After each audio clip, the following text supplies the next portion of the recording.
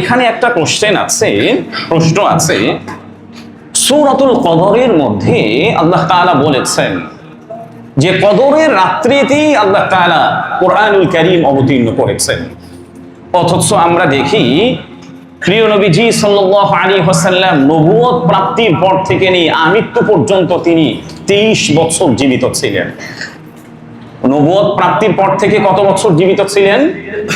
কথা বলেন, কত বছর? 23 বছর জীবিত ছিলেন। মক্কাতে থাকা অবস্থায় মক্কায় 13 বছর ছিলেন। বিভিন্ন জায়গায় তার উপরে কোরআনুল কারীম অবতীর্ণ হয়েছে। তিনি সফরে গিয়েছেন, জিহাদের ময়দানে গিয়েছেন, সেখানে কোরআনুল কারীম অবতীর্ণ হয়েছে।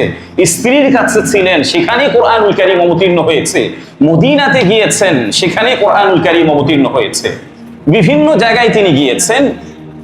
প্রয়োজনের প্রেক্ষাপটে কোরআনুল কারীম এক এক সময় একটু একটু করে দীর্ঘ লং টাইম 23 বছরে 23 ইয়ার্সে নবীজির উপরে কোরআনুল কারীম অবতীর্ণ হয়েছে।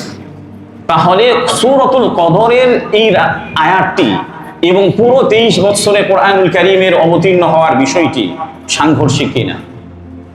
স্বাভাবিকভাবে যদি আমরা দেখি একটু সাংঘর্ষিক মনে হয় যে কদরের রাত্রতেই যদি কোরআন অবতীর্ণ হয়, তাহলে দীর্ঘ নবীজির 23 বছরের উপরে প্রয়োজনের প্রেক্ষাপটে কিভাবে অবতীর্ণ হয়েছে? এর উত্তর উলামায়ে কেরামগণ দিয়েছেন।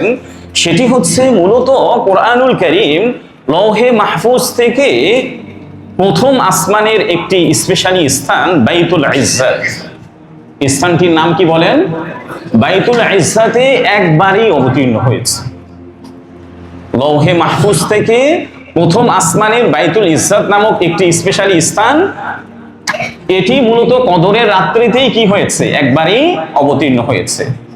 এরপরে নবীজির কে নবুয়ত দানের পরে, নবুয়ত প্রাপ্তির পরে প্রয়োজনের প্রেক্ষাপটে বিভিন্ন সময়ে দীর্ঘ 23 বছরে নবীজির উপরে কোরআনুল কারীম অবতীর্ণ হয়েছে। বুঝাতে পেরেছি? মূলত কোরআনুল কারীম ফার্স্টলি একবারই কি হয়েছে? কদরের রাত্রিতে অবতীর্ণ হয়েছে। এরপরে প্রয়োজন অনুসারে নবীজির উপরে দীর্ঘ 23 বছরে কোরআনুল কারীম অবতীর্ণ হয়েছে।